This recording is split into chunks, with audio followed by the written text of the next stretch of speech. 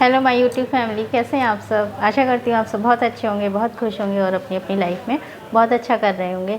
तो फ्रेंड्स, आज मैं आप लोगों के लिए लेके आई हूँ वीडियो, जिसमें कि हम बात करने वाले हैं बच्चों का ध्यान अगर पढ़ने में नहीं लगता है, अगर आप बहुत कोशिश कर रहे हैं और लेकिन बच्चे जो हैं आपकी बात नहीं सुन रहे हैं, उनका ध्यान पढ़ने में नहीं लग रहा है जैसा कि लगना चाहिए, तो कुछ ऐसी टिप्स हैं जिनको आजमा के हम उनको पढ़ने के लिए मोटिवेट कर सकते हैं, स्टडी के लिए उनको प्रेरित कर सकते हैं। तो आइए जानते हैं कौन कौन सी ऐसी टिप्स हम कर सकते हैं।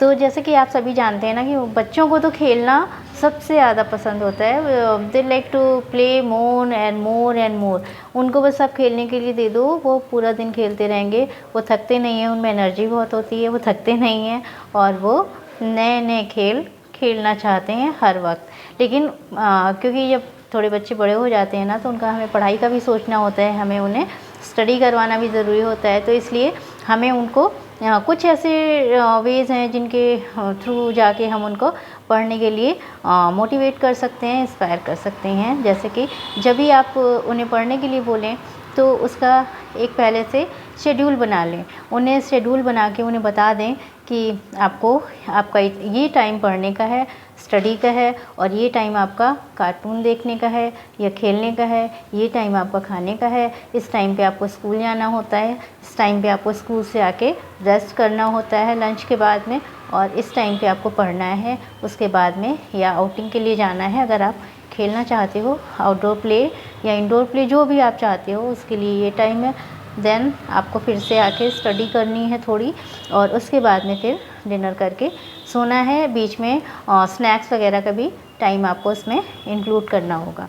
ओके, सो क्योंकि बच्चे छोटे होते हैं ना, तो उनको बार बार भूख लगती है ना, तो आपको दो घंटे के इंटरवल पे उन्हें कुछ ना कुछ देते रहना होता है। तो उसमें ही आपको उनका स्टडी का टाइम भी एक फ़िक्स कर देना होगा। तो जब स्टडी का टाइम फ़िक्स होगा, वो खेल के भी वो खुश हो चुके हैं, या वो स्टडी करने के बाद में उन्हें खेलना है, तो वो इस बात से खुश हैं कि जितनी जल्दी हम स्टडी कर लेंगे उतनी जल्दी हमें खेलने जाने को मिलेगा, और वो अच्छे से बैठ के मन लगा के पढ़ेंगे। ओके, दूसरा एक ये होता है कि आप अगर कोई भी रूल्स बनाते हो, तो आपको बच्चों को उन्हें समझा देना है कि आपने ये रूल क्यों बनाया है, लाइक आपने ये शेड्यूल क्यों बनाया है। ये आप अगर उनको समझा देंगे और अगर उन्होंने अच्छे से समझ ली इस चीज़ को, तो वो इसको बहुत खुशी खुशी फॉलो करेंगे।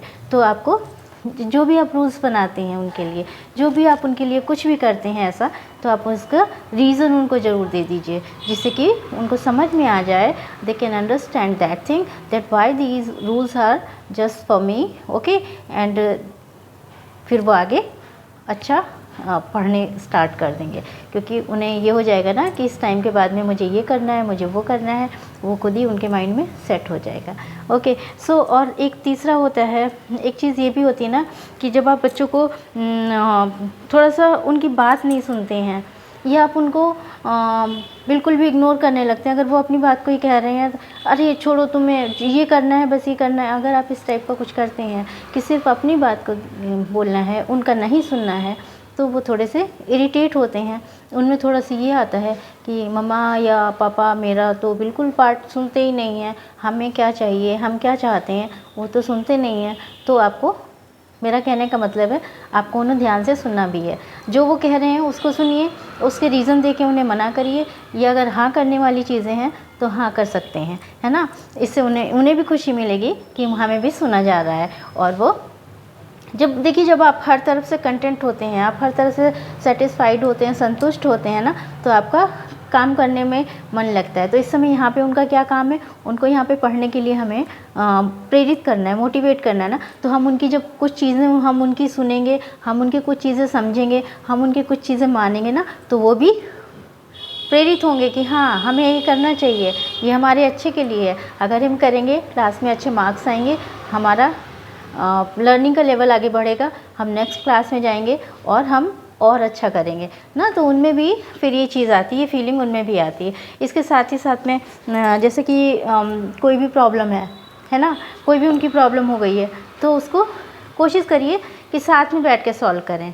उनसे पूछिए उन्हें उन्हें क्या चाहिए, उनकी क्या प्रॉब्लम है, उन्हें क्या चाहिए, इसका सॉल्यूशन क्या हो सकता है, अगर हम ऐसा करें तो कैसा होगा, अगर हम वैसा करें तो कैसा होगा। अगर आप ये चीज़ें उनके साथ में मिल के बैठ के करेंगे ना तो उन्हें बहुत अच्छा लगेगा। और अगर आप बच्चों के डिसीज़न को मान लेते हैं ना तो बहुत हैप्पी होते हैं वो। उन्हें लगता है कि अरे उन्होंने तो बहुत अच्छी बात कही है शायद, जो कि उनकी बात मानी गई है ना, तो उससे उनमें एक कॉन्फिडेंस आता है, उनमें एक अच्छी फीलिंग आती है, कॉन्फिडेंस आता है और वो उनके आगे के लिए बहुत अच्छा होता है। तो आप उनकी बातें मानिए, उनको आप ओवरऑल कहने का मतलब ये है, अगर ना आप उनको ओवरऑल कैसे खुश रखते हैं, आप उनको कैसे कंटेंट करते हैं, कैसे आप उनके सारी चीज़ों को सॉल्व करते हैं, अगर ये सारे सब कुछ सॉर्टेड होगा तो क्यों नहीं बच्चा आपकी बात मानेगा, ज़रूर मानेगा। आप पढ़ने को कहेंगे वो पढ़ेगा भी और वो आपको अच्छा मार्क्स ला के दिखाएगा और क्लास में अच्छा करके दिखाएगा और एक अच्छा स्टूडेंट बनने में बिल्कुल कामयाब होगा।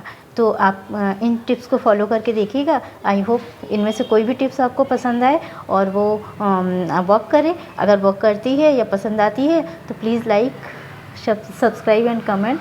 अगर कोई आपकी क्वेरी है, आप कुछ पूछना चाहते हैं तो इंस्टा में नीचे मेरा इंस्टा लिंक पड़ा हुआ है, ईमेल आईडी पड़ी हुई है, आप मुझे कांटेक्ट कर सकते हैं, आप मुझसे अपनी बात कह सकते हैं। अगर आपकी कोई समस्या है या आप मुझे कोई सुझाव देना चाहते हैं तो वो भी दे सकते हैं। स्वागत है आपका बहुत बहुत सुझाव के लिए भी। और कोई टॉपिक है, आप किसी अन्य टॉपिक पे अगर वीडियो चाहते हैं तो प्लीज़ आप मुझे बताएं। मुझे बहुत खुशी होगी अगर मैं आपके लिए वीडियो बनाऊंगी। मुझे सुनने के लिए बहुत बहुत धन्यवाद। Bye bye, take care.